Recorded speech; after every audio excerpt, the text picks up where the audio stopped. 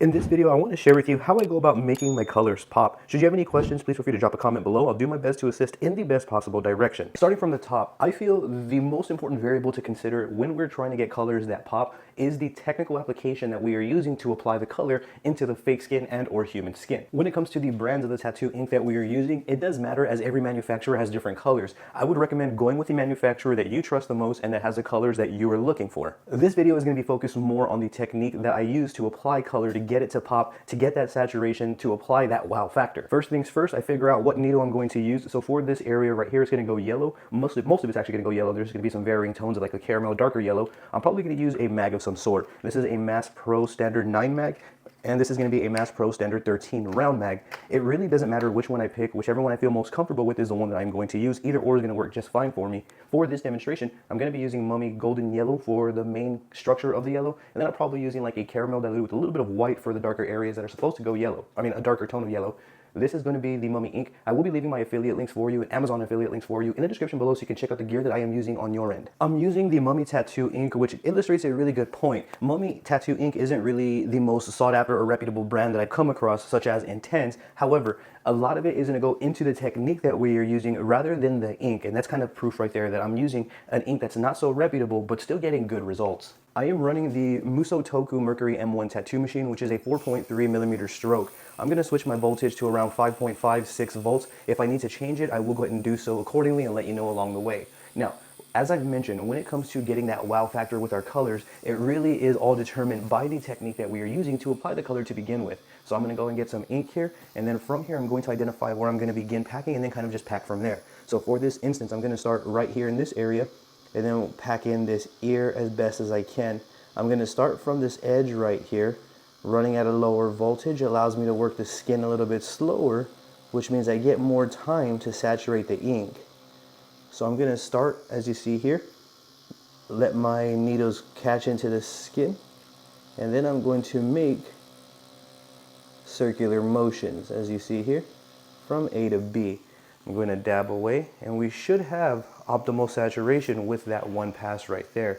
As you see, yes, I do. Another important variable that I'm using is I'm not necessarily packing straight away like this. I turn my needle to a slight angle. So instead of packing this way, I'm going to turn it this way, start right here, and then just use small circular motions from A to B.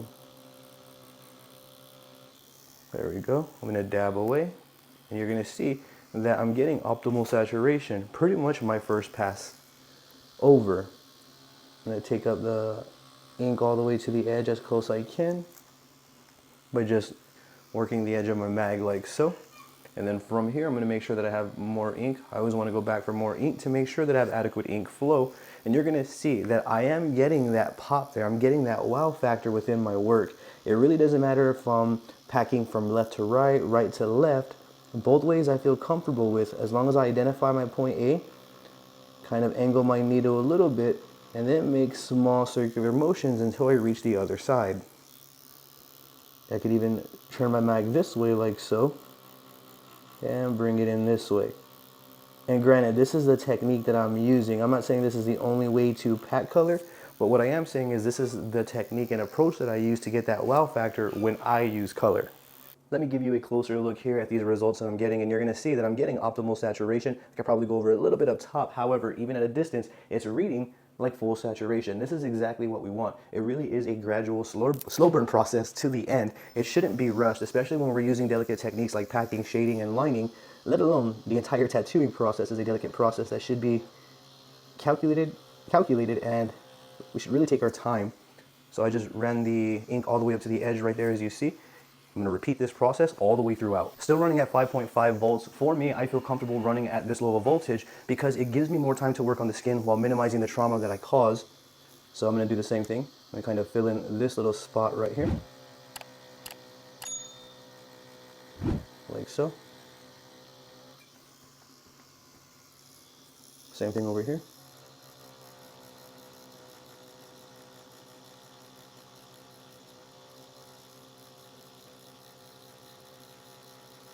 I'm actually letting all the needle tips do the work for me as well. I'm not using excessive force or driving them into the skin by any means. what I'm doing is I'm just letting the needles catch into the skin, and then from there, I make circular motions like this for optimal saturation. I can even go back like so. But the idea is to really focus in on that technique. It doesn't really matter the ink, especially if we're practicing on fake skin and just starting out with using color. You're definitely going to want to focus on the technique that you're using. How are you angling your needle? How fast is your voltage? Are you pressing too hard? Are you making too fast the circular motions? Are your circular motions too wide? You get the idea. So all of this is that technical aspect that I'm talking about, and all of this needs to be addressed before we start accomplishing clean, consistent saturation.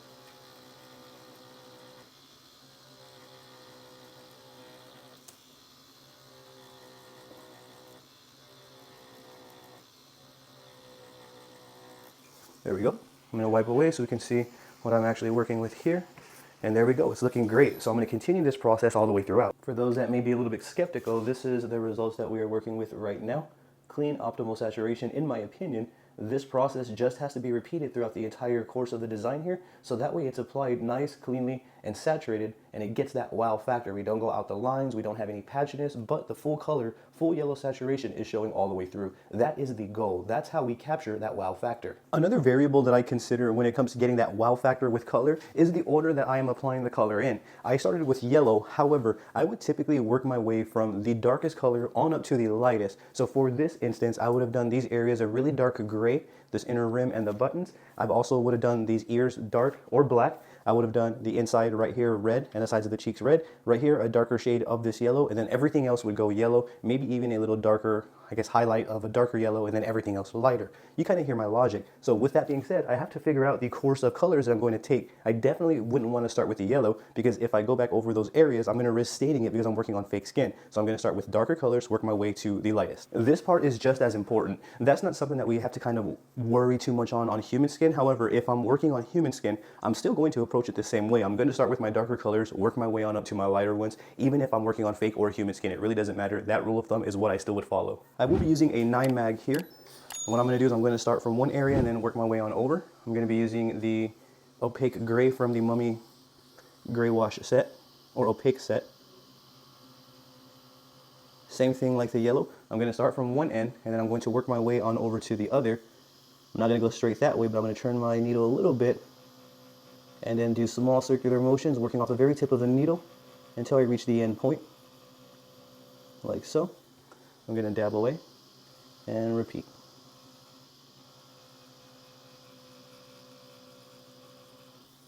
I'm going to dab right there. I'm going to go back for some more ink because I have to make sure that I have adequate ink flow. If I don't have adequate ink flow, it doesn't matter how correct my technical application and techniques are, I'm not going to get any sort of saturation the way that I need because the ink isn't flowing the way that it needs.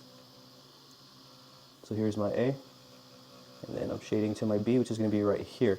It's this technique, this like level of patience right here is what gives me that wow factor that I am going for. If I were to rush this technique, the results that I'm going to get are going to be like patchy. They're not going to be desirable. When they read, they're going to read really patchy. So let me see if I can kind of demonstrate. So if I were to rush this technique here, the results that I'm going to be yielding are going to be something like,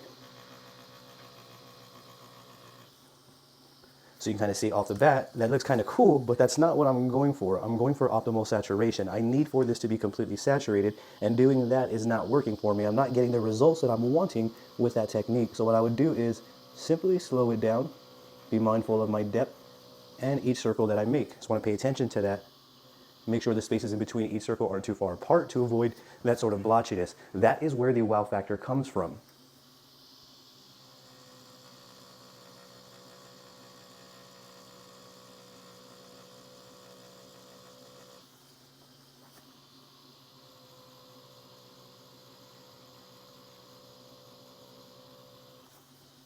There we go. I'm going to put a generous amount of ointment to see the results. And there we go. I'm going to go ahead and continue that process for the parts that need to go this color, move on to the red and then the yellow.